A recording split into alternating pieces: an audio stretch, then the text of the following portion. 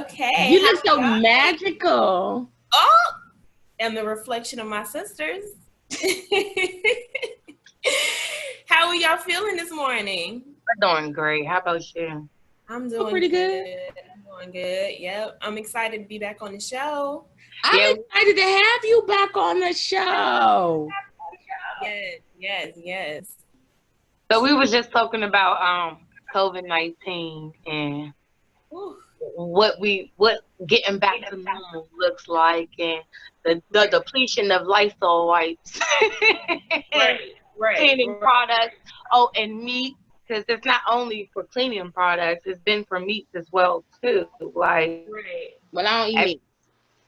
Turkey, all those different things. Like, it's like 2 and 3 and 4 packs left on the shelf. I'm like, what's going on? Like, I thought they already put out an announcement that said that you need to only buy in 2 weeks, 2 weeks supply, not a whole, not 2 months. So it's just like, for us folks who don't want to go first thing in the morning when there's a whole big crowd, then we don't get anything. Like, we get 1 or 2 packs. Like, what are we going to do? I don't understand. Look, I'm right there with you, sis. I've tried everything. I done tried going when the store's open. I've tried on the day they said the shipment's coming in. Thank you. Like, okay, so what are we really supposed to do? Literally, like, what are we supposed to do? I done went to Virginia. I done shopped in D.C. I done shopped in Maryland. I done literally shopped in 3 different states and different stores. And I'm just like, and then a good thing I will say about Virginia is they was constantly restocking their vegetables. Their vegetables look beautiful, like really beautiful. I will say that. But as far as the meat, unless you wanted a whole turkey roast like for Thanksgiving, then you out of luck. Right. You literally out of luck. And all it really was processed food, boxed foods, freezer foods, and I'm just like, okay. But the alcohol looked good. Oh, stop that, right? They're probably with what you get loose now. In the grocery store? At Walmart. The alcohol section was popping. Yeah. Yes. All the time. But you know what? Hey, you know me. Let's give it a positive side. Right. That could be a good thing. The fact that the liquor is still on the shelves could real life be a good thing. Let's not say that they stocking every day. We're not saying that. Right. What we're saying is that the alcohol is staying on the shelves because the alcohol needs to be on the shelves because our families are focusing on each other, and that alcohol is a barrier. Boom, it's there. Now, that meat situation, I don't really know, because that's hard, because how do you feed your family if you can't get the food at the store? There's another alternative. You can kind of like wipe that meat out too, though. I ain't gonna lie, it's hard. But if you did, if we weren't reliant and dependent upon eating the meat several times a week, a lot of times a week, like more than we really need to, I think that wouldn't be problematic either. So the fact that we not instituting more of those fruits and vegetables and those cooked meals with those fruits and vegetables, like full-fledged meals with just fruits and vegetables, even starches, like you can add a couple starches to that. I love a sweet potato. So don't get me started. But if you have more of those meals and less of the meat meals, then you ain't got to worry about that. Oh, that's fine for me, but not everybody lives like us. Not everybody is like I can just live on salmon and be fine. Like I'm good with that. I'm good with spinach. I'm good with kale. I'm good with sweet potatoes. I love sweet potatoes. You know that. So, but it's the husband, right? The husbands that want to jerk oxtails and the curry goat and the this and the that and the Hey, that's the main reason why I really cooked in the house. Other than that, my kids will eat whatever I eat. For real, honestly. Well, that's good. I'm about to eat over there to you. So you can eat too. I'm about to say Eli over there to you, and I'm about to say Eli to Portia so he can eat with them twins. How about that? Eat the twins extra portion. Portia, have you seen her son before? Hold on, what'd you say, Portia? No, I was gonna go back on the topic that you were saying about the alcohol and the Lysol wipes and things not being available. There are natural things you can use that are also disinfectants. I wasn't sure if y'all were aware. Can you speak on that? Because we was just talking about the Fabuloso, and I was like, that absolutely does nothing but smell real good. And I'm a chemical girl, okay? Like, you can't tell me it's clean if I ain't had no Clorox. If no Clorox didn't touch it, it ain't clean. Point blank period. Look, my mom, I can attest to that. I grew up with my mom. She still does put a little bit of a cap full of Clorox in that dishwater. Everything. Yeah. I get a little bit in there, but Clorox actually is very toxic. I did buy Clorox because I'm like, if push comes to shove, we don't got nothing else. At least we do have that, and at the end of the day. But Clorox can be toxic. It's very bad for your lungs, and it's also bad for your skin. But there is some natural disinfectants that you can use that people don't even know about, and I'm telling you. What you doing with your hand? She said it can be bad for your skin, and I'm showing the people, yes, absolutely it can. You see all the cracks? Your skin ain't supposed to be like that. Mm-hmm. Because I use Clorox all day. So go ahead, Miss Portia. With no gloves. Right. I wear gloves out in the streets. I can't wear the gloves in my house too, child. I can't do it all. Go ahead, Miss Portia.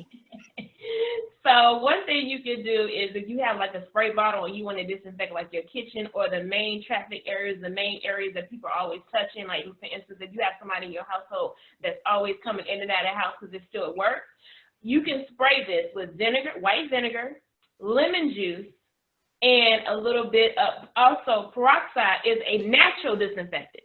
Yeah, I do. But you don't want to mix peroxide and vinegar together necessarily. No, you don't want to do that. You can spray in the Dollar Tree or Dollar General. They have the actual spray bottles of peroxide, and I bought several of those. And 3% is just fine. At 3% peroxide, all you got to do is spray whatever surface you're trying to disinfect and let it sit.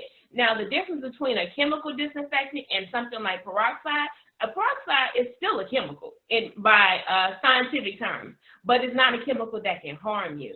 So peroxide, what you need to do is with more natural disinfectants, you have to let it sit so it can work.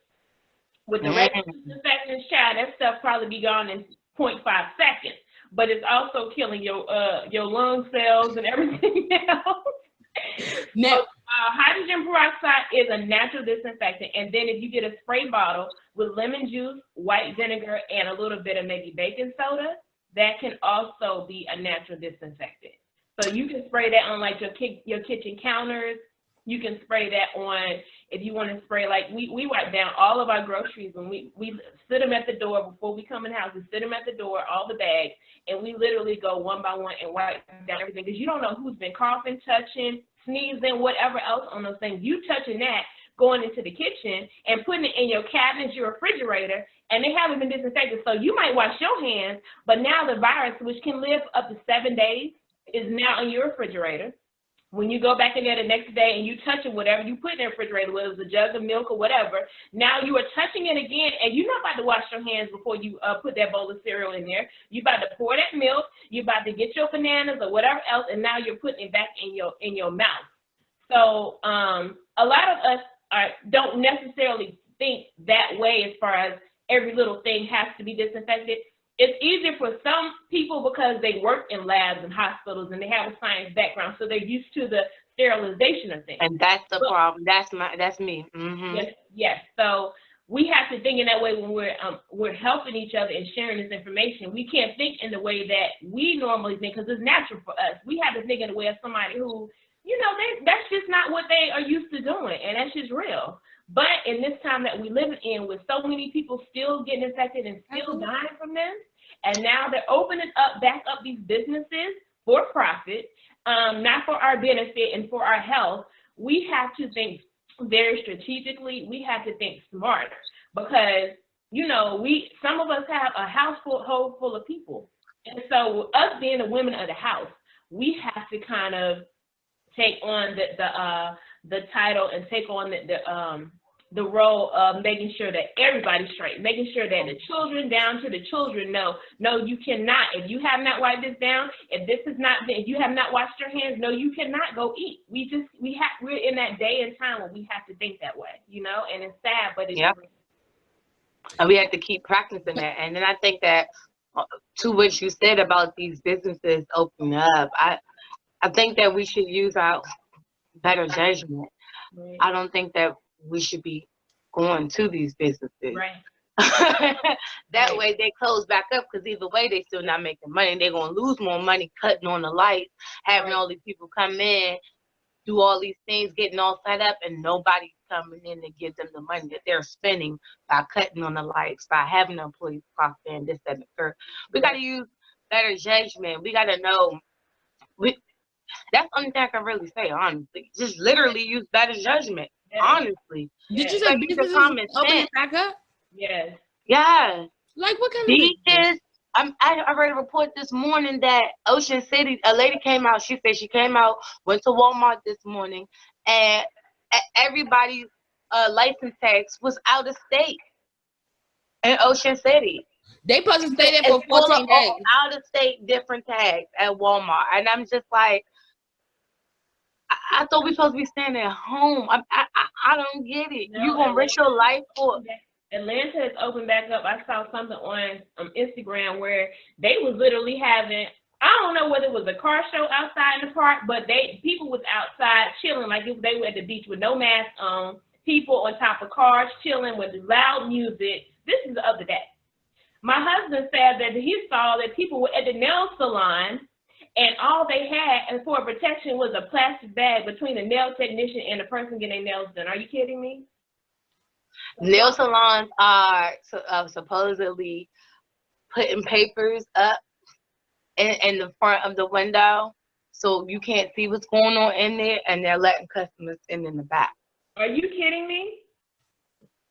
Well, you know, in all honesty, though, ladies. And beauty supply stores as well too. Mm-hmm. In our neighborhoods.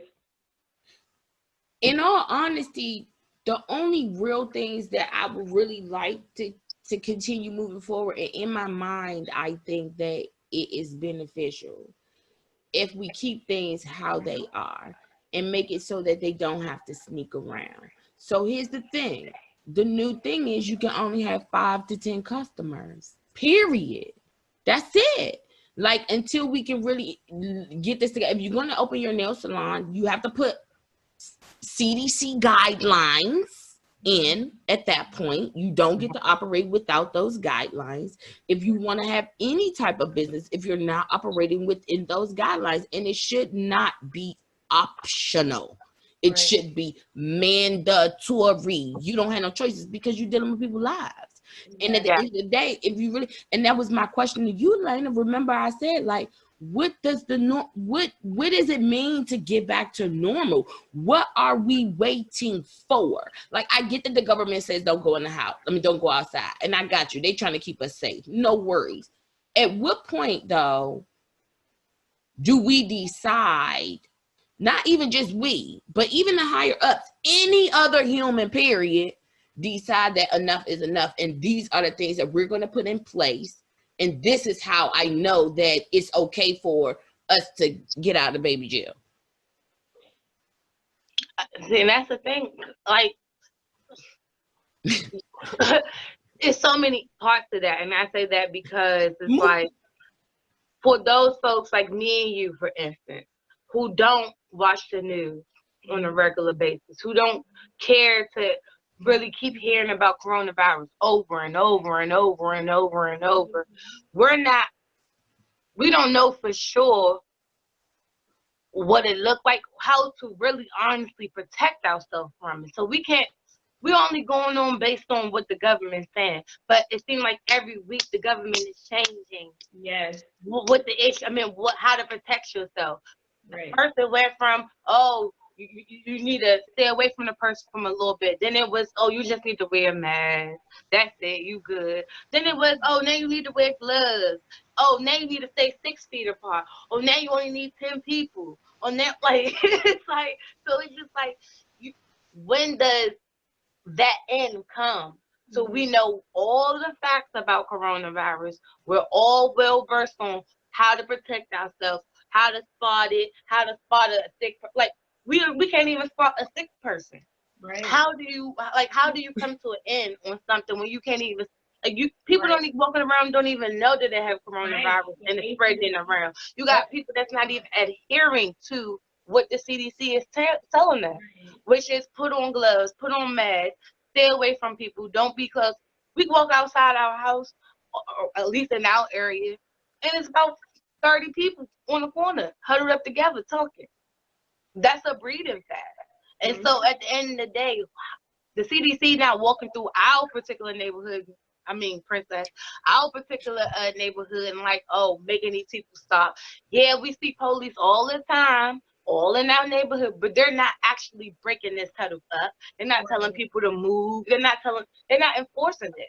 So I don't know, cause my police officers, shout out to them on Good Hope Road. They be making people move on along. We don't live on Good Hope Road.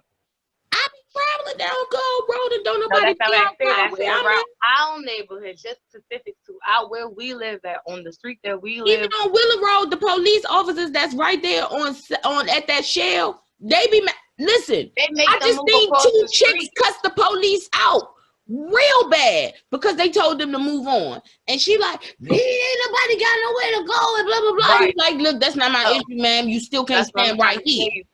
They're telling them they're enforcing the shells law, which is no loitering. They're not actually.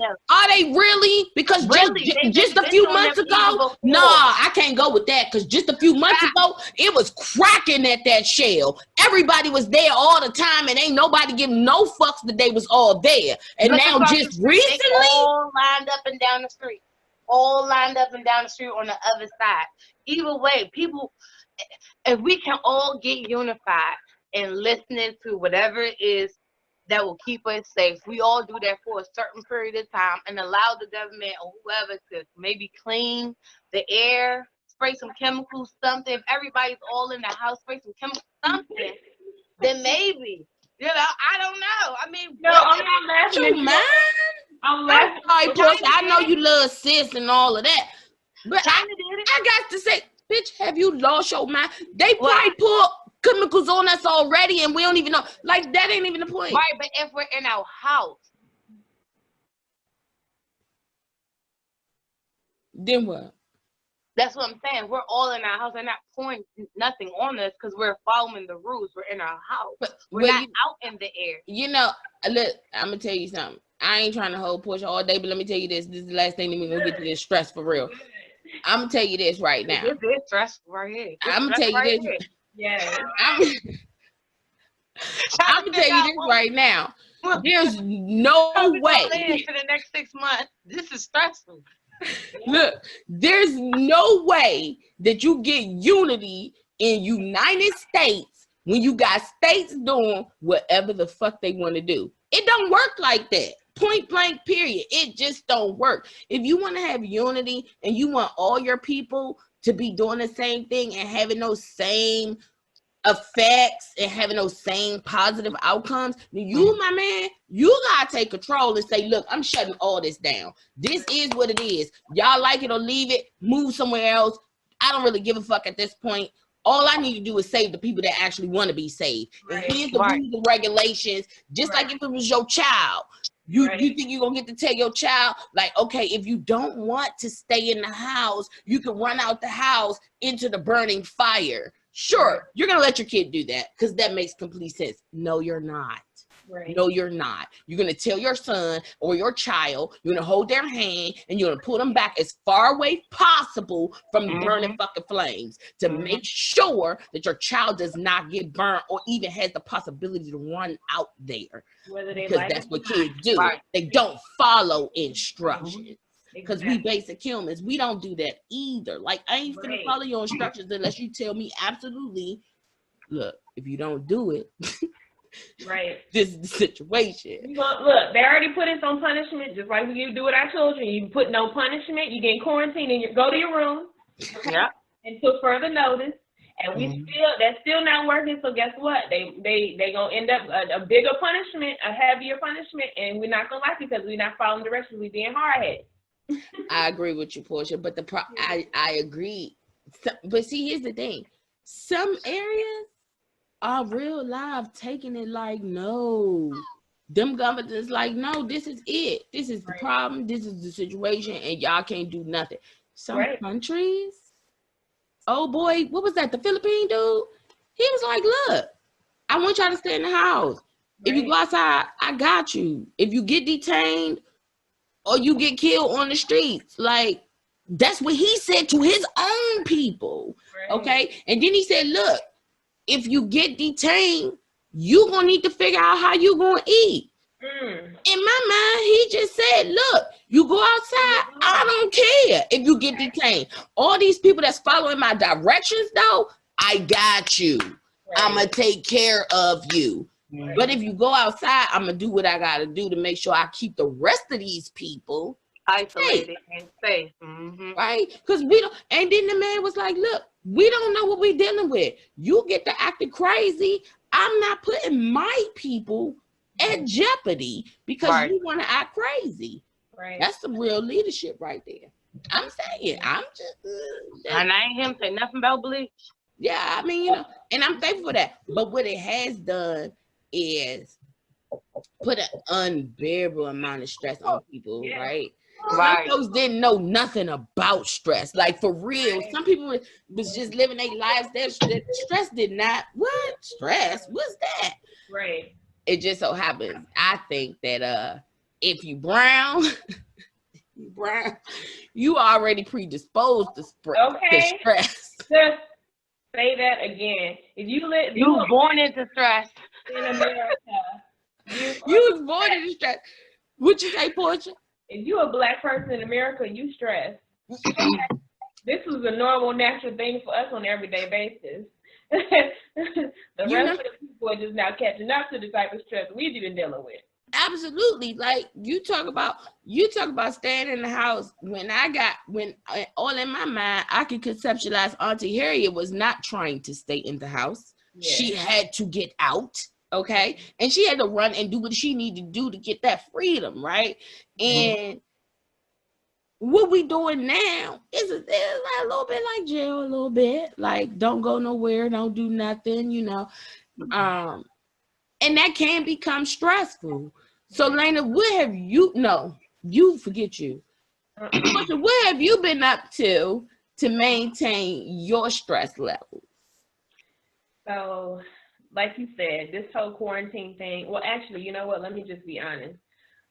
My life as a twin mother, I was quarantined and didn't even realize it. Okay, so I've been living this life for a little over a year.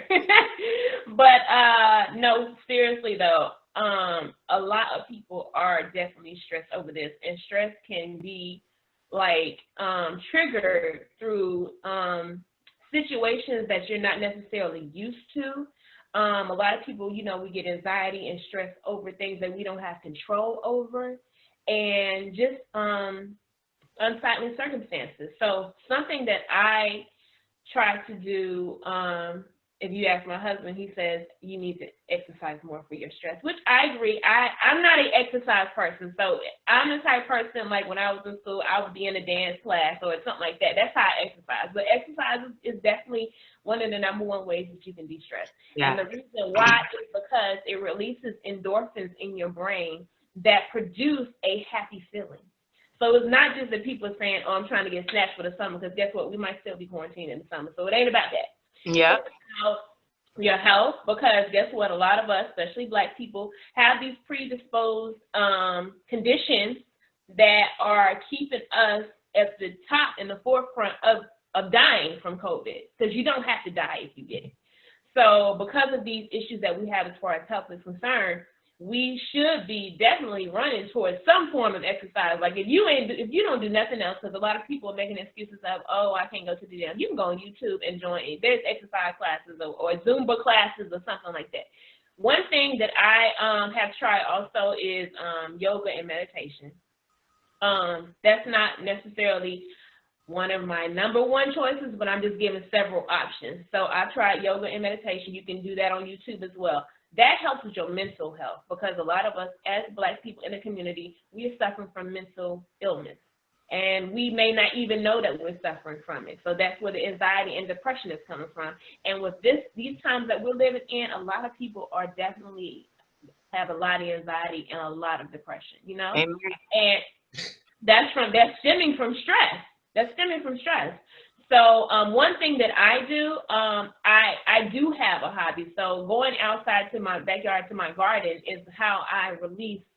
Like, I can stay back there all day long, just hearing, like, feeling the wind blowing on my skin. Like, when the sun is out, that vitamin D can help you with, like, releasing that stress, and hearing the birds chirping. Like, I personally like that. So That's going beautiful. and working in my garden is something I love to do. It's a sense of gratification that, you know, I just can't get any other place. So if you can get a hobby, everybody is not in a place right now, mentally, physically, emotionally, where they can even think about getting a hobby. Some of us are unemployed. Some of us are not getting any more paychecks. We got all these bills and we cannot pay them. We got children, 50-11 children that's stressing us out and want to eat every 5 to 10 minutes. Okay? That's the reality. What I can say is, though, that you have to put yourself first. You have to learn how to be a little selfish. And what I mean by that is you have to take care and get yourself in a mental state where you are okay. If you're not okay, you're not going to be okay for anybody else. And from my research, like, a little bit of stress is okay. Because, I mean, you know, our everyday type of work, or just being in the house with the family, it can be stressful. But what can be toxic, or what can be unhealthy, is when it's a constant, overwhelming type stress that is just too much on us and we don't know how to handle it. This is where your emotional and your physical ailments can come, where you can get strokes from stress. You can get irritable bowel syndrome. You can get diabetes from stress. You can get ulcers, and you can die. You know what I'm saying? So the COVID may not kill you. Stress may kill you. Oh, yeah. And it's very, and you said a lot of amazing points. And one of the most important things that I was thinking about while you were talking is, you said stress is regular. Like, everybody gets it, and everybody should get it. And because it's just a natural part of life, anything that is there is going to be stressful. But when you said it's about it compounding and compounding, and then it creates it and makes it bigger. And Lena and I have this thing too, where I keep saying, like, hey, yo, that is not even like the problem though. Like, that's not even the big deal. The bottom is the basis of it. Like, what's the bottom level of this? And all you gotta do is fix that part, and everything is okay once you fix that. But if stress is a part of everybody's natural everyday life, and it seems like it's a human gift.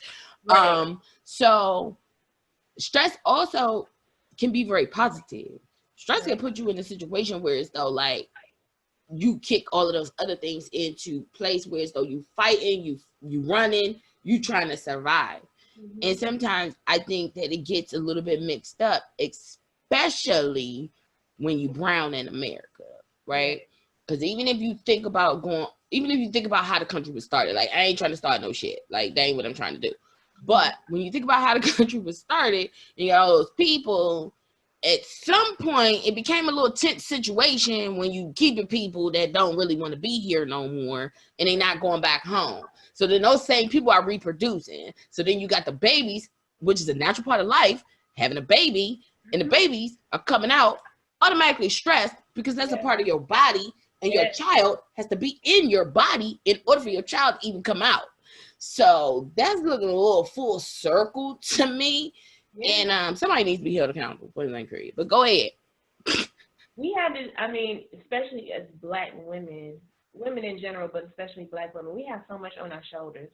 We have to learn to take care of ourselves. If that means reaching out to our tribe, our friends, somebody, we have to learn how to invite things that serve us best. If it's not serving me, I don't want it in my life.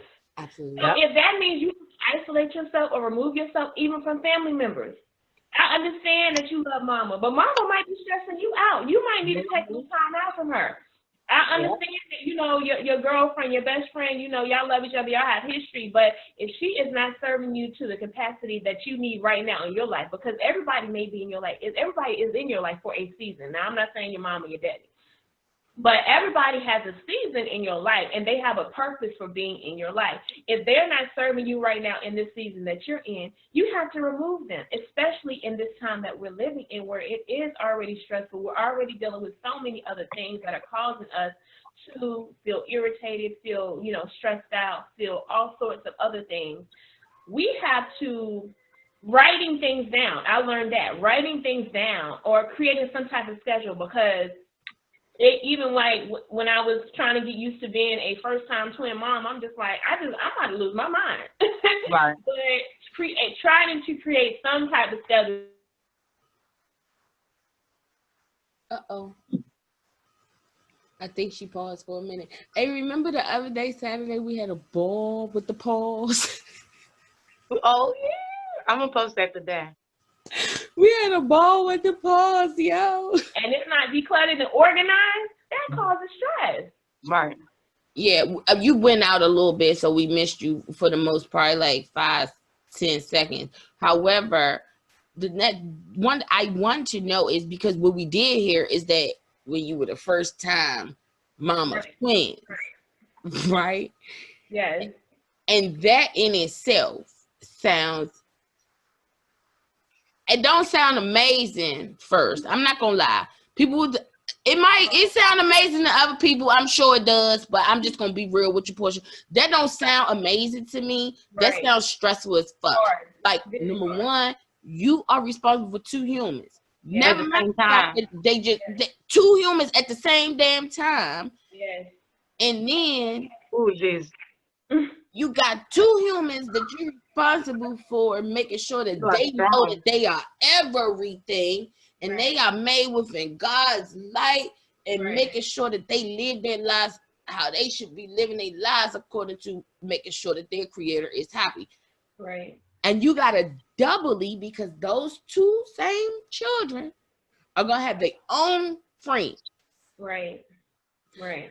And you're going to have to check out both sets of those friends to make sure that both of your babies are around the same types of people.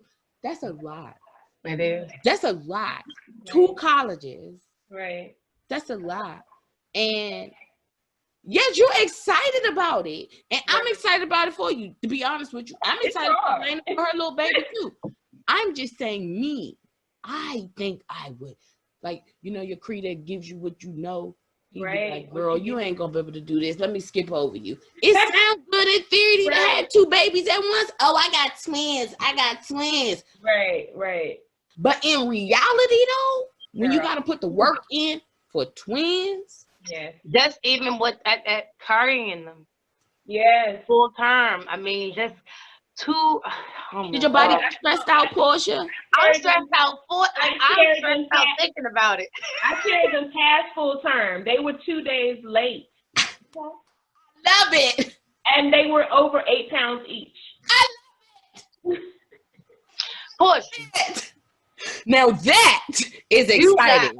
Now that is what gets me pumped up. A womb made to go. Hallelujah. That's a womb. That's a blessed womb right there. I finna tell you, because this one, and I'm not mistaken, my baby was like 6 pounds. This last one, she took me out. I was like, I'm never doing this again, ever in life again. Like, she came out in the back of the ambulance, no meds enough. Oh, okay. I said I wanted this. I said I wanted to do a water birth. Right. Okay. Me too. But this, she didn't want to wait for the water. She didn't want to wait for that. She wanted to come back in the back of the ambulance. God gave me what I want inadvertently. What I asked for, I asked to have my baby natural in water. End up having the ambulance. I don't. After that, I would never. Oh my goodness. Yeah. And you said you did 2. 1, 2? Yeah. Did you do vaginal or C-section? 8. It was C-section. 8-2 and 8-1 is how much I gained 80 pounds. Hey, listen. When I tell you that this is giving me nothing but life, because Here's the thing. And I know we're not talking about this. I know this is not what we talking about. But when I tell you that if you can sit there with your tiny little self, I know you ain't all that big, and have 2 babies, 2 8-pound babies, and you held them, and you know them statistics and them doctors, he trying to make you take them babies out early when it's more than one of them. And studies and records be trying to convince you that your babies can't be over 6 pounds when they in there together. Your body can't do that. Your body won't allow it. You're going to be under stress. You got to stay in the bed. You can't do none of these things. And you like, but I'm Portia. I get that you said those things about those other women. But them women ain't me. And that's what I want to move forward. Everybody woman ain't, look, everybody's body ain't created equally, but some of them bodies are created the same. That means your baby, and in my mind, your babies are supposed to be here. Your babies are made for excellence, okay, honey? Because they defy all them 8 pounds each. They was born from excellence. How about that?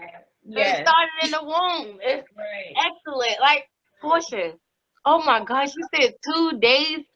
Overdue. And I know we're talking about stress here. So the reason why I brought that up is because we as women and just people, Black people in general in America, we have to learn to take it one day at a time.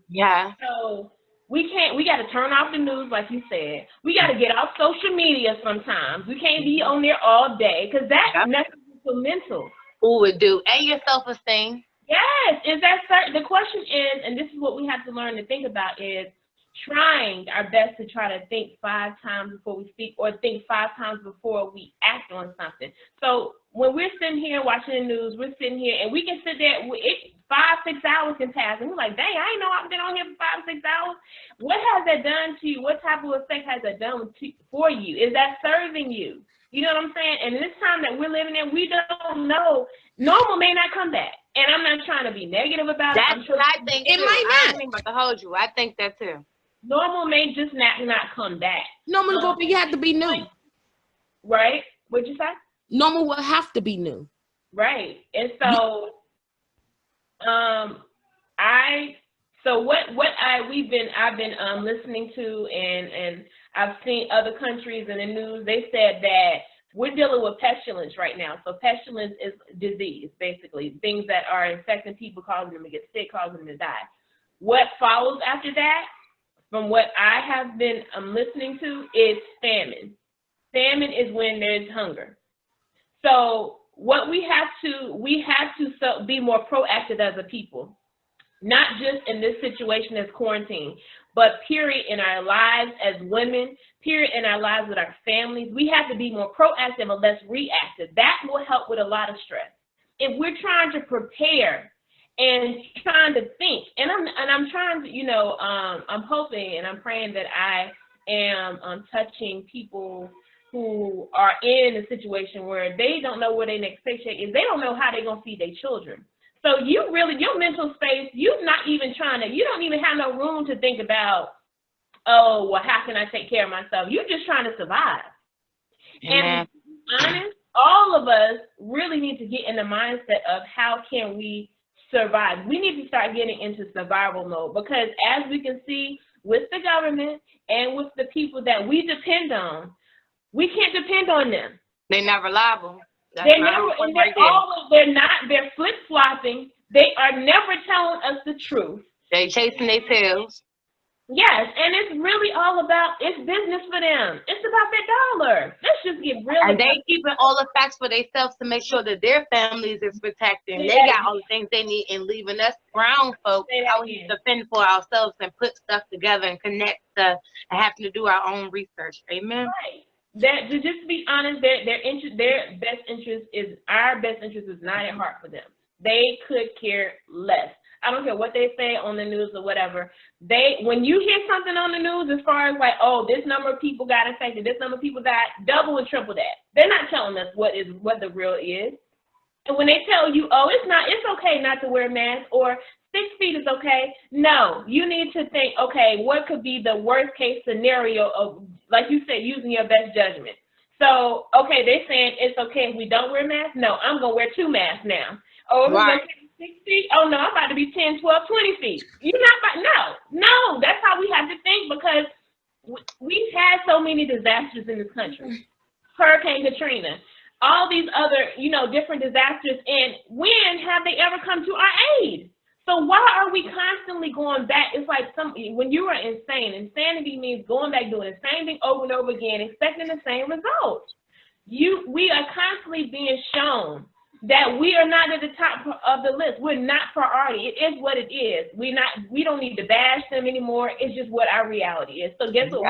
We got to take control. We have to make sure that we are preparing ourselves and our families so that we are Mommy Mo. Yeah, it's okay. We all went through it. Mommy Mo. That's okay. Yes. At the top of the show, I said, forgive us if you hear our background, how kids come. Right. We 14 at home, but we still working. Right. So we have to be more smarter. We have to be more proactive.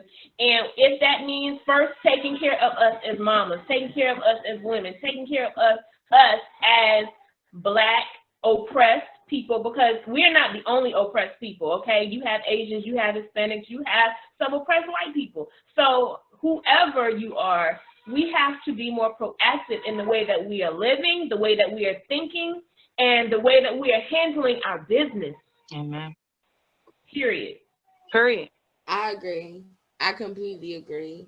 And I think, and I hope that it reaches somebody too. Like, that's one of my main things. I just want people to get the information. Like, it's not as normal as most of the media would give you. It's not as entertaining as, other stuff. And yeah, we can give you a little bit of entertainment every now and then, but subjects of social economics and equality and just being fair and being good humans, those are the things that are real near and dear to my heart.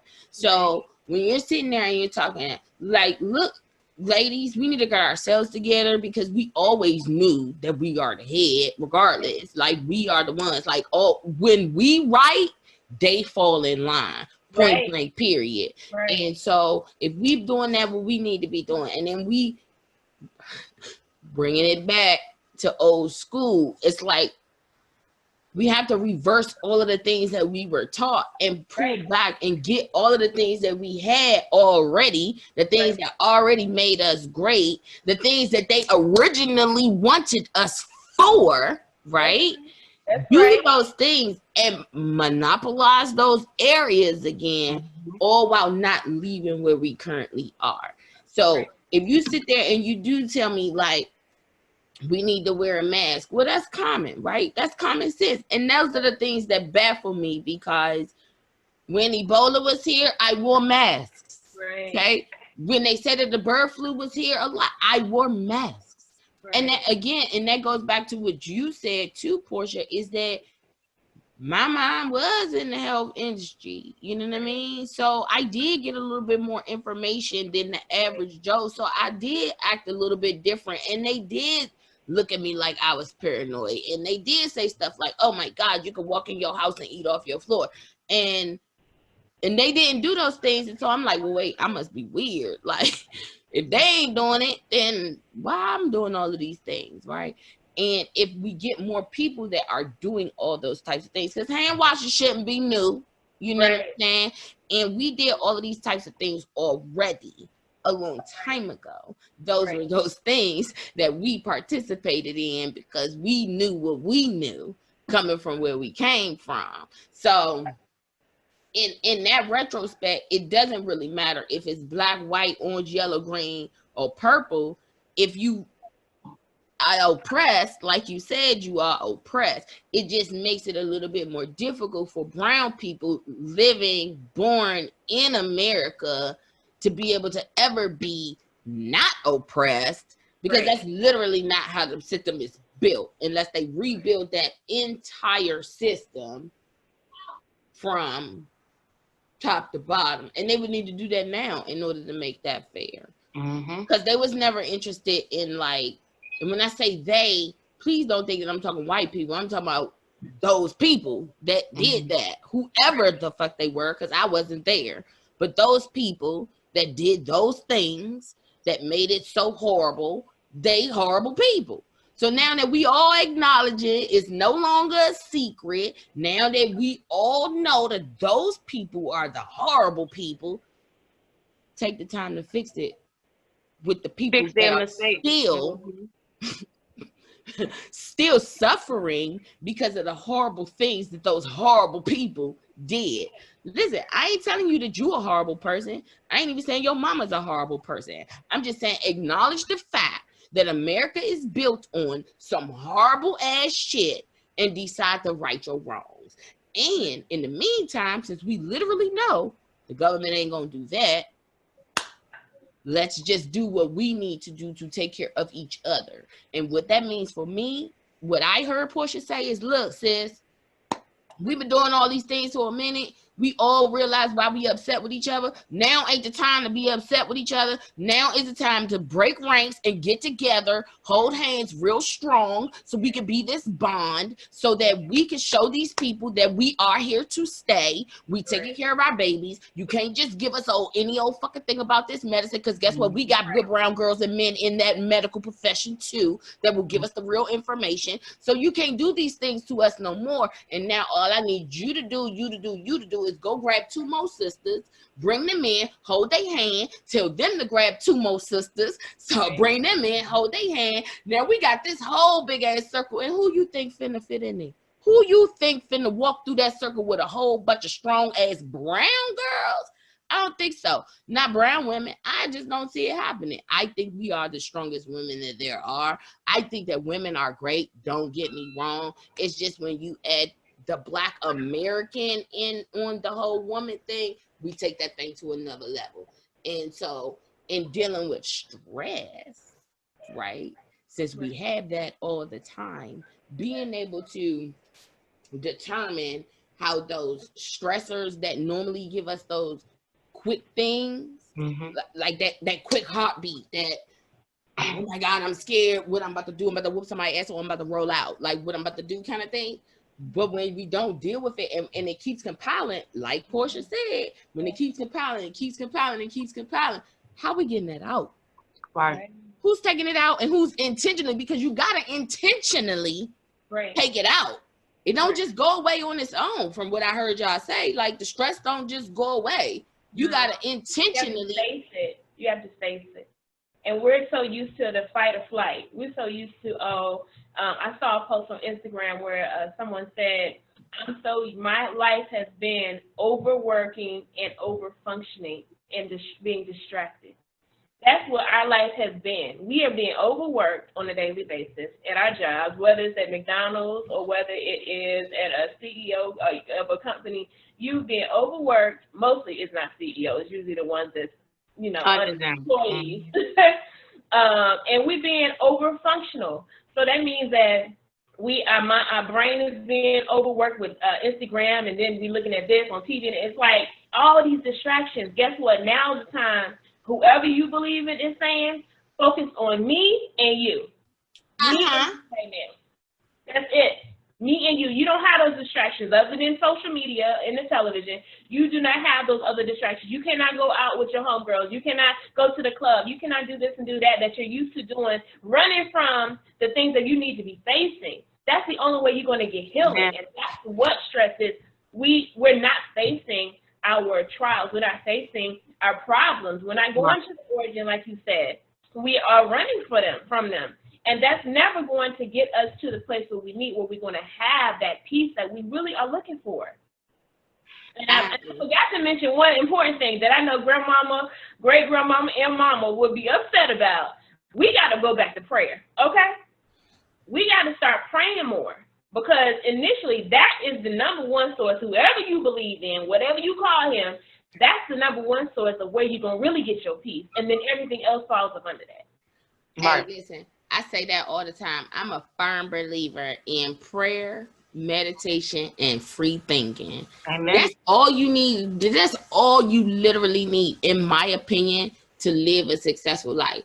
Right. It's the ability to pray, to whoever your higher power is, your ability to meditate within your human form, and, and your ability to think freely in your human form based on what you prayed about and what you meditating for. Because everything else is just smoke and mirrors. And I think it's just designed to be that way. Like, if it was real life, easy, then everybody would do it. So you gotta maintain and make yourself worthy. Just like, look, if your husband wasn't worthy of you, he wouldn't have those 2 kids. Right. If your husband wasn't worthy of you, he wouldn't have them 2 kids too, right? I think so. So Jesus Christ. I mean, I'm sorry, when you said it again, P, you just put the thought of Portia carrying 2 babies in her stomach at one time. Like, and then I'm like, for me, like, Leah made me throw up every single day of my life. Like, how does that work? Do one make you feel like you want to throw up and the other one don't? Is it a battle between them? Like, I'm gonna make her, like, that's what I'm saying. Like, and your body, and then I'm thinking about how my back still hurts. It still hurts from this last one, okay? Amongst other things. And I'm just thinking, like, you had 2 of those. Damn, like 2 of those on your back. I had to start going to the chiropractor every week. That's how bad my back pain was. But Portia said she was blessed because, her creator knew exactly what the deal was. Like, Portia wasn't trying to go through that twice, but she needed 2 kids. No. So she did some extensive. Tell her. That's what she told me. Look, I said, God had to have known this child will not do this again. When she has one child and she goes through this whole, situation, she's not gonna do this again. So let me go ahead and bless her with these 2. And get it on out the way and keep it moving, because he already knew Thank God for my 2 babies, and that's it. The book is closed. The chapter is closed. Do you hear me? The key has been thrown out the window. All right. Buried, burnt. Then the axe blown out to sea. And then the sea drained. Hey, look. Go get the music director right now. Them was bars Portia just spit. Bars, okay? Bars for all the multiple mamas. Boom. Like, them kids are birth control. You don't need nothing else. Okay. The process of having kids, that's birth control enough. Like, yes, ma'am. Yes, ma'am. I mean, I'm just thinking about how amazing your womb is. Oh my goodness, like, my goodness. If you look, if I would have seen what I was going to go through, there is no way I would have been like, I know you lying. I'm not gonna do this. Lord, take me to the light now. Take me to the King, because this is not about to happen. That's the thing. We don't understand the power that we have as women. We have so much power. Our body by itself is magnificent.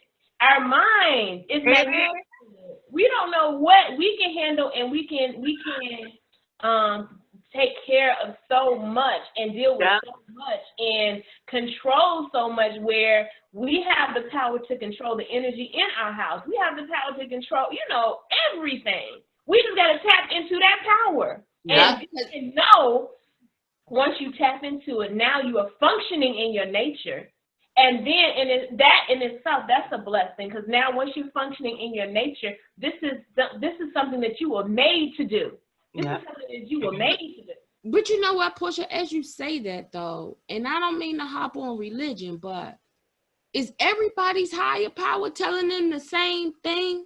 Because sometimes, and I've tried it different ways in my mind, and I can't say it any other way. Right. Sometimes when Christians think about having power on their own, in their own human forms, they kind of feel like it's a little disrespectful, right? And because they're not supposed to have this power. And I absolutely believe that they should. Like, I don't think that my creator gave me abilities that he real life don't want me to use, but I get it, right? I understand what the dilemma is. So in that regard, how would I be able to tell someone, like, because I'm not a Christian, but I know that they have a higher power and I have a higher power and I got a creator as well. But how do we get that message across? Like, you, even though you have a higher power, your higher power still most likely gave you authority, gave you powers within yourself. And that's not you actually worshiping another entity. That's not you doing magic. Like, it's not black magic that we're talking about. Right. We're talking about the magic that you have within your own soul, literally. So how do we send that message though? So, and like you said, not to get into religion, and a lot of people are very skeptical about, you know, the Bible and other, you know, holy books or whatever. But there is a lot of truth in those. So it says in the Bible that ye are all gods, children of the Most High. That's not a lie. Just think about when you have somebody who's in medical school, the person who's in charge teaching them is the doctor, right? You are working towards becoming like that. So you have the potential to become that doctor and even surpass it. Now, I'm not saying that we can surpass God's power. I'm not saying that.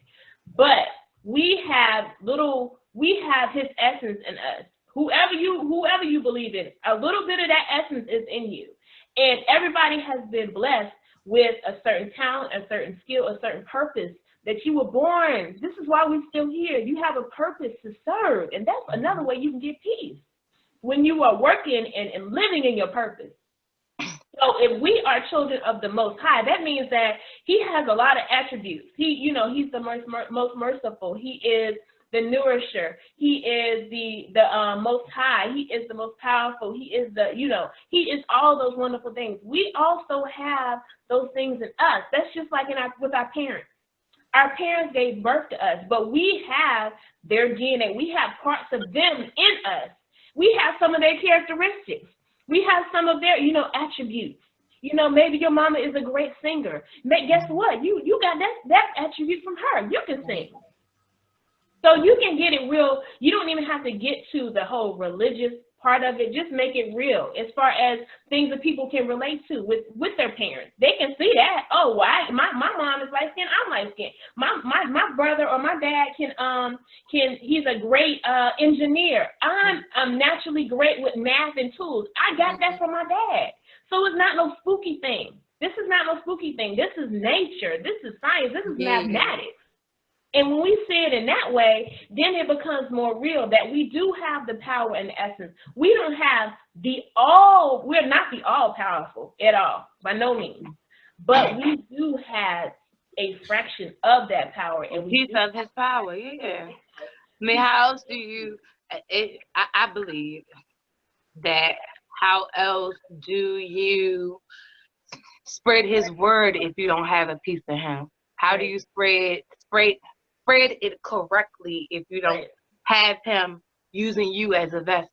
Right. They have to see that God in you. Period. They had to see that God in you. Just to take like an example like Michael Jordan. You cannot say that he was not a walking God. When I say that, I mean that yes. And the talent that he's in, he mastered that. And that's I'm feeling you on that. You are a master at what you are doing. He was that was God in the person. Mm-hmm. I agree. But I don't think a lot of that's you being able to be 100% real and you believing in your foundation. Because if you say that to somebody else, they ain't gonna get that, Portia. Like, they just not. And I think that be the hard part. It's like, you remember back in the day when they say, oh, well, you just want to pick and choose what parts of the Bible you want to read. Right. And what parts you want to really interpret. And I get that. But what you just said about God being all about, that ain't a scripture that ever been, where is that? You know what I'm saying? Like, where is it so that I can find it and I can keep on telling my babies this? You know what I mean? Right. But that takes time and it takes research. You got to actually want to do it. And then you go back to those distractions. Why would I want to take the time to figure out what this scripture is when Basketball Wives about to come on? Are you kidding me? Right. I don't have time for that. I got to go watch Basketball Wives. I got to watch Love and Hip Hop LA. And there's nothing wrong with those shows, I guess, because they've been on for a minute. So apparently they doing something right. So, But because I don't want to invest that type of time in going to find that research, because I want to do something that's a little bit easier, that is easier to access, and that will actually be fulfilling to my immediate palate. Instant gratification. We are such a people, a generation of, we feed on instant gratification. We want something that's going to satisfy us right now. We want to put that plate in the microwave right now. We're not going to put that in the oven and cook something. We want something right now, and that is to our detriment. We want something, and then it's a temporary fix. See, when you have something, you want to go, like you said, to the origin. Then you are now healing the entire situation. When you have a like so-called cure for something versus you taking prescription medicine, the prescription medicine is just like a Band-Aid. It's a temporary fix. You can get those. Guess what? After you take that prescription medicine, now you got another problem, because now it was your kidneys and now it's your liver and your lungs and your brain. Now you're hallucinating. Like, it's always a side effect, instead of going and trying to actually heal it properly so that you don't have to deal with it. And there won't be no side effects when you heal it properly. And that goes into our day-to-day lives of trying to fix whatever issues and whatever baggage we're carrying. We have to go to the origin of it. And it ain't going to be pretty. It's not good. It's going to be painful. And it may take a little bit longer than us going on social media trying to get a quick laugh or watching Insecure and trying to get that instant gratification. We have to really do the work. We have to do the work ourselves. I agree completely. And now is the time. Right. If it wasn't no time before, now is definitely the time to figure out who you at, where you're going, right. and where you're trying to go, just in case things don't end up the way we thought it was going to be, So let me ask you something though. Do you think that stress and anger are synonymous, or are they mutually exclusive? Like, are they related in any type of way? Yes.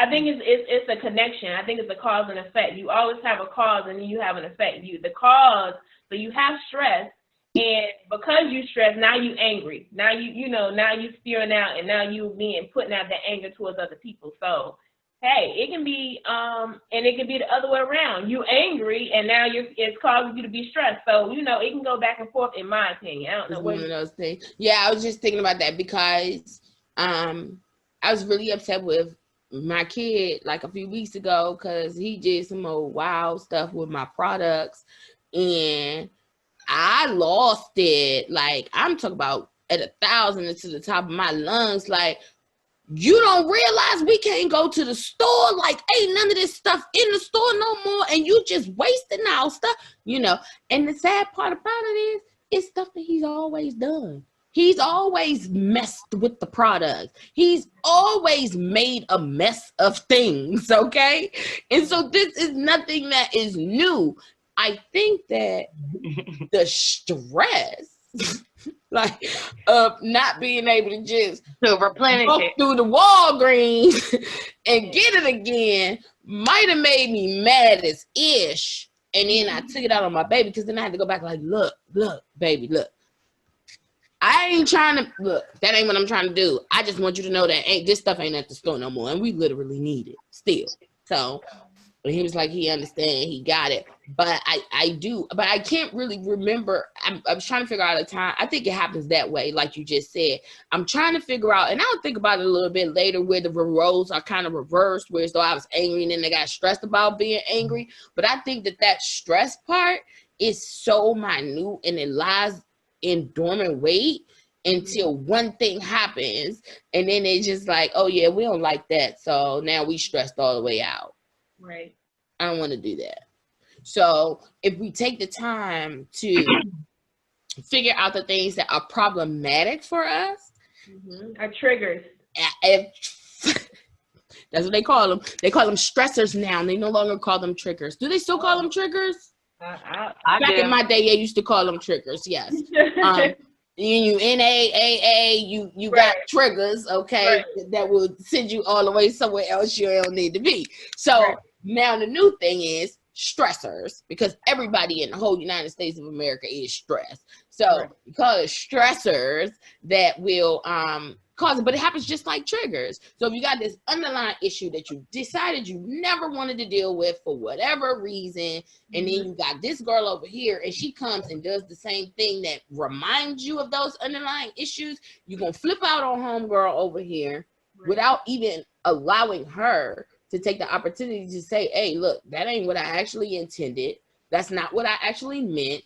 Let me explain to you what I actually meant when I said or did X, Y, and Z, because I don't want to hurt you, sis. Right. Because if I intentionally hurt you, I intentionally hurt me. Because at the end of the day, you still got to walk these streets. You still got babies. They got to be involved with my babies, involved with my nieces, involved with my nephews. And at the end of the day, I don't want to declare war on my own people. I don't want to do that, because it's time for us to be collective, because don't nobody else care about us. We don't, we don't, and it's been said for years, like, we the only ones that really, really care about us. And unfortunately, it's the ones that of us that are regular, because when the people get, you know, all the way up there, they're not kind of like regular anymore. So we can no longer relate to them, because they different now. And they may real life not even be different. It's just because we have been so conditioned along the years to believe that once you reach this particular status, then you gonna automatically untouchable this particular way. And that's not always the case. You know what I'm saying? So we miss out on that great person, on that great opportunity, because we think that they not gonna even try to talk to us. We don't even send an email or nothing, just because, hey, they not gonna reach back. How the fuck you know that? Like, how you know that for sure? You don't until you try it. So like, stop it. So anyways, in us being able to support each other as Black women in America in reference to stress, how do you think we could eliminate or assist each other with eliminating stress? Is the question for me? Yes, ma'am. I'm sorry.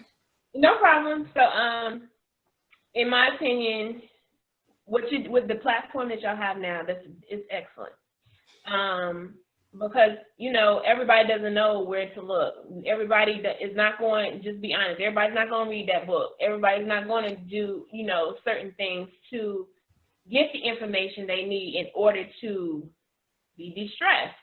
So platforms like this are excellent. Like I said last time I was on here, supporting Black businesses. We have been suffering, and we definitely are suffering now, but we have been suffering. The mom and pop shops and all that, they are, you know, they are really trying to stay in business. They are stressed. If we're supporting each other, because then guess what? That's going to bring in revenue for them. And in turn, that can help with whatever their stress is. But just being we have to learn how to become a sisterhood again. We have to learn how to, when I look at you as a woman, a Black woman, I see a queen.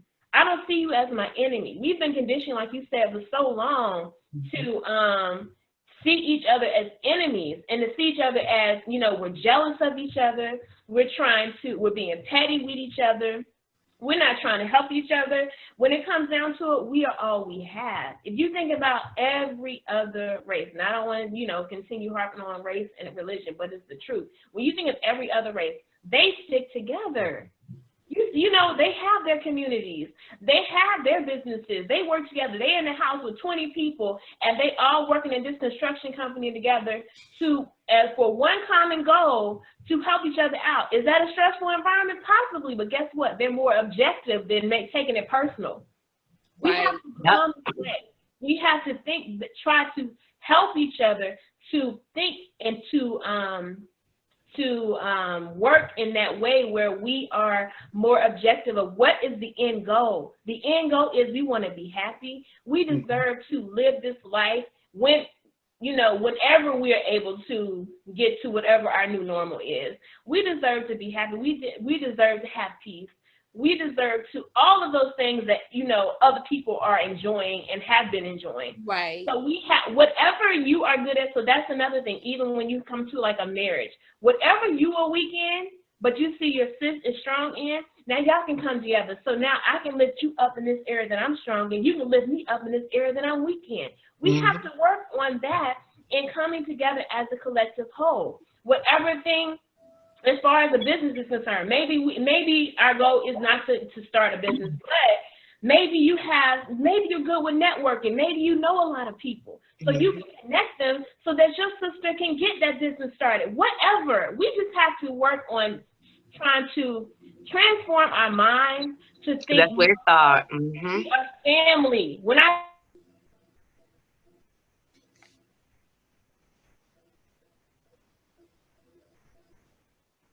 She said if she was trying to do something for herself, dang. Okay, there we go. Start over. Can you hear me? It's frozen. Yeah. No. Start over. Go ahead, Portia. So when we function more in love and we function more in the fact that I want you to win just as much as I want to win, you think about it in the universe. The signs are all around us. The stars are not competing with each other. The planets are not competing with each other. They look different. They have different properties and different ways of functioning, but they work together as a unit. So we are connected to that universe. And I know, that's kind of a little far-fetched. No, look. Pluto did not be like, oh, I'm about to dissolve because Earth getting all of the magic right now. I ain't gonna be here in 2,000 years when they ready for me. I'm gonna be out. That ain't what Pluto is like. Pluto's sitting there like, hey, I'm still magnificent. Yes. I'm here when you're ready.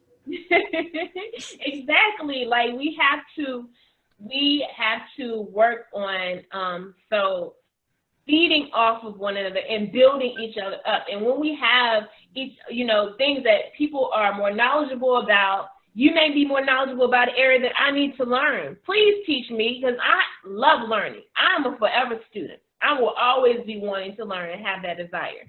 So in that, there is no competition when it comes to the other things around us. So that is an example for us that we should not be competing either. If you are good and great at something, praise God. Praise, your creator. I want to either learn what you know, or, hey, I have things that I'm great at too. Let me tap into that, and we can shine together.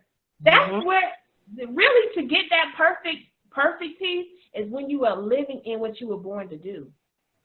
Yeah, I agree. But before we can get to that point, we have to first start focusing on and dealing with the baggage that we've been ignoring for so long. Yeah.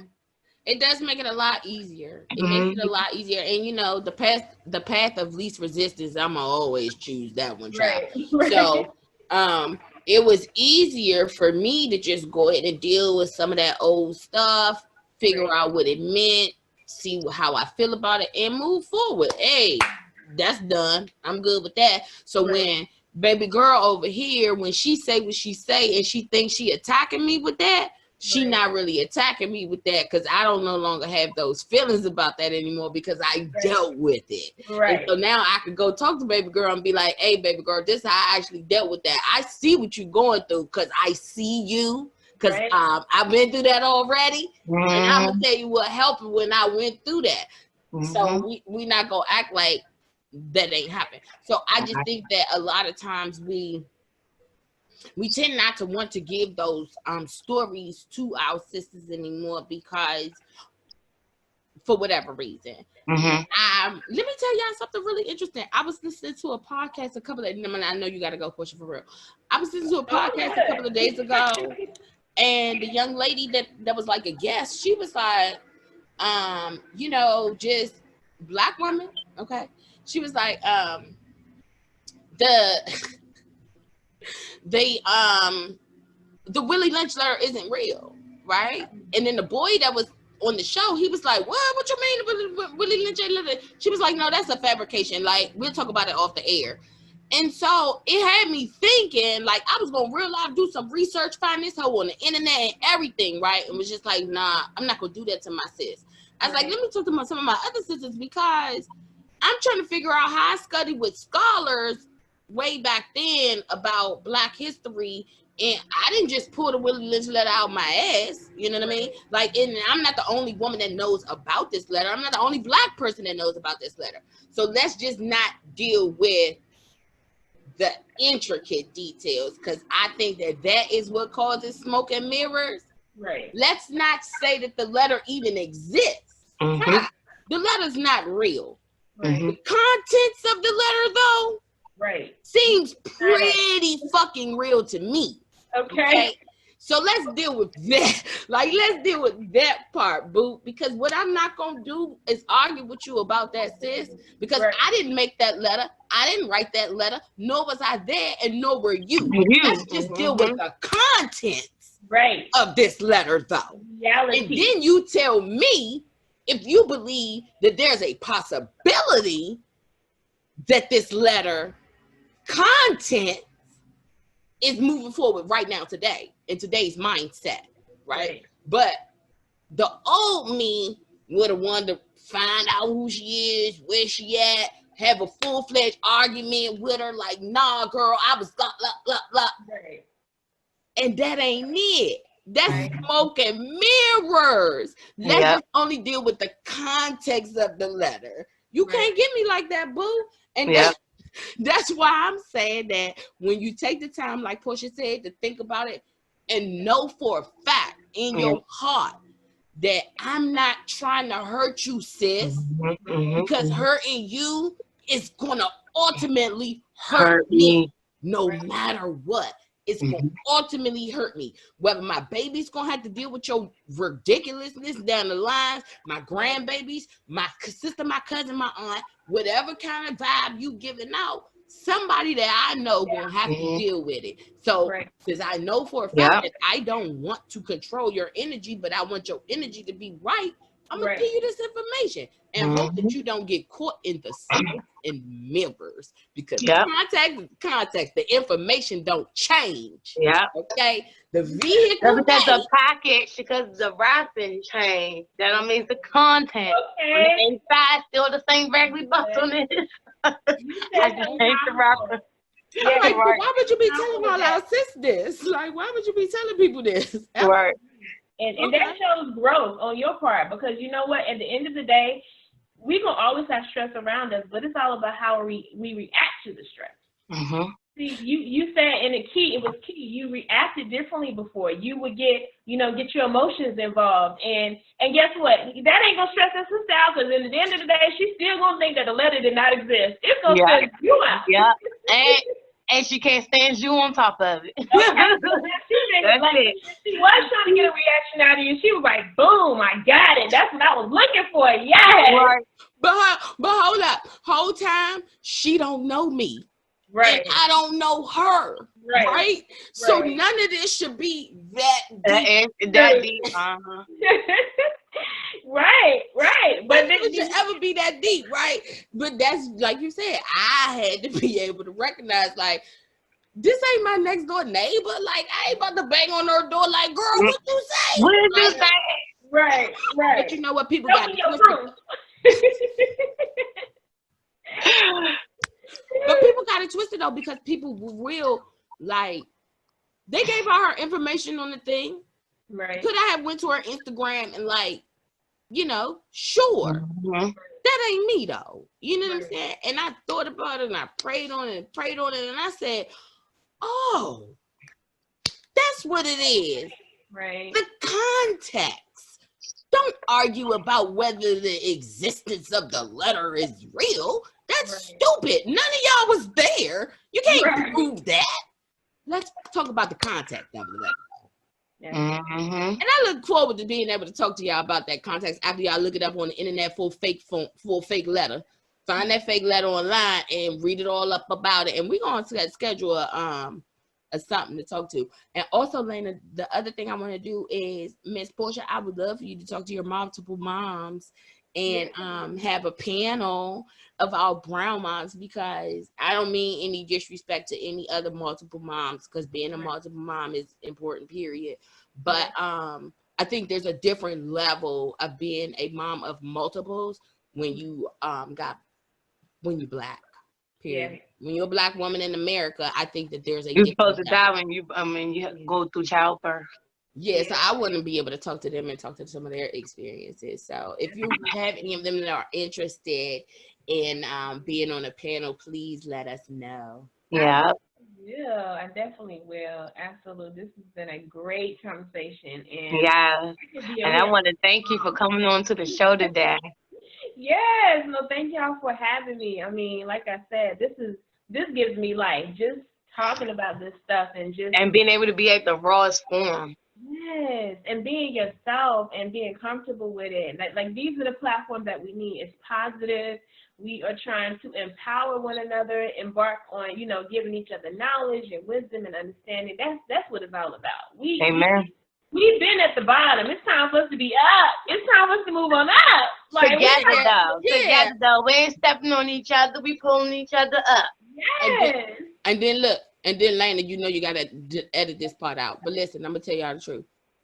In my mind, my creator is not by himself. My mind, my creator has a counterpart. And my creator's counterpart has told him that he has had all the opportunities in the world, literally, to get this right. And now he has said to her, boo, you go ahead and take a stab at this and see if the people still gonna follow you. And so right now, my creator's counterpart is attacking all of us women, and not attacking in a bad way, but she touching us and she like, hey, boom, you remember him? He my folks, and now I'm giving this back to you because you need to remember that he gave you this because he gave it to me, and I know I can give it to you. Kind of like a goddess type of situation. So I think if we were all to take in our goddess abilities and really, really believe in our goddess abilities and not look at them like we're trying to be God, then I think we would accomplish a whole lot more things too. But don't go telling everybody that, Lana, because I ain't got time for people to come for me thinking I'm crazy. I ain't got it. That's gonna stay in. Sorry.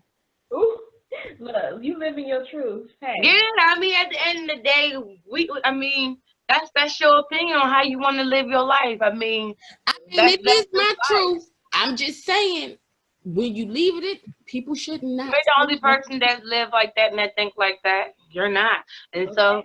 Who's to say that you won't touch those people that think like that? For a fact, we have 2 family members that think like that. For a fact. Oh, okay.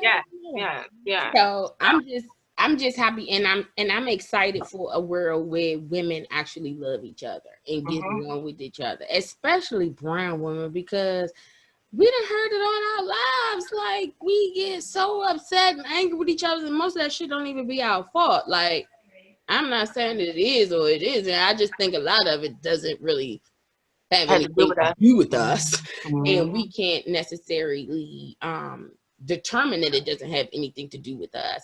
And so when I look at Portia and I say that's my sis, I believe that in my heart, truly, that we are really connected. And I would never do anything that will cause her harm, because again, I know that harming her gonna harm me in some way, shape, or form, because I know that we're all connected. And I know that all of these dots connect real intricately, and I don't have time to be messing up all. With all these other different stresses that we having to face, that dealing with sisterhood and trying to love, we ain't got time for the little small stuff. Let the small stuff go. Like, that's what I said. Like, girls, like, forget all of that old stuff. Yeah, like, okay, maybe y'all had some issues. Like, let's work these issues out so we can move forward, because it's like a bigger attack here, and we just need everybody up front and ready. And all working on the same goal, because the attack is like way different than what we thought was going to happen. Yeah. And so, because we thought it was going to be a physical attack. Right. Physically. A lot of us thought of like the revolution. Like, we thought we were going to physically and have to deal that. And we didn't really quite know that it was an attack on our minds. Right. And that's the thing. See, we play checkers. They play chess. Sometimes way they handle with us. See, they 10 steps ahead of us. We up here trying to react off of the one little thing they just said on the news or what they said and about our mama. They like, look, I'm 10 years down the line trying to get at you. Right. Like we got to learn how to be more strategic and play chess versus checkers. And think ahead. Yeah, because in reality though, the negative emotions last with us longer. So even though I'm sitting here with you today, and that 5-year-old may not know for a fact that she is an ancestor or descendant of slavery, right? She may not know that. However, her genes know it, her blood knows it, her brain knows it, and therefore, by extension, her body is gonna know it. And all of those things are then going to be connected with all of the things that she's seeing on the outside. And that's how she's gonna get her perception of life. And we just need to all do a good job making sure that she understands all of those things and why those things were how they were then. And they literally don't have to be like that right now. We not running away from the master anymore. We literally can stand together united. You don't have to, you ain't got to accept that shit from him because it's a brother down here that is going to treat you like royalty. So you don't have to do that. You know what I'm saying? And if you choose to be, that's your, I'm okay with that too. Just don't make it like it has to be that way because it doesn't, you know? I love having these conversations. You get a healing just from having these type of conversations. Like it really feels, some type of energy. The vibe is so good, So yes, I love this type of stuff. Me too. I love it. Okay, so what do I have to say again? I forgot the words. Okay. Thank you for joining us on the Shee DC Morning Show, Portia. Thank you for having me. We look forward to having you back again. And all those people out there, what I have to say? Oh, hit that like button. Hit that subscribe button. And what else they gotta do, child? Share. and share the video. Boom. I love y'all. Now put us out, Lena. Portia, I look forward to talking to you on our next meeting and see if you can get with your moms and stuff. Yes, I definitely will. Thank you so much. Y'all have a great day. Okay, you too. Go. Bye. All right. See you later, Lena. All right, boo. All right.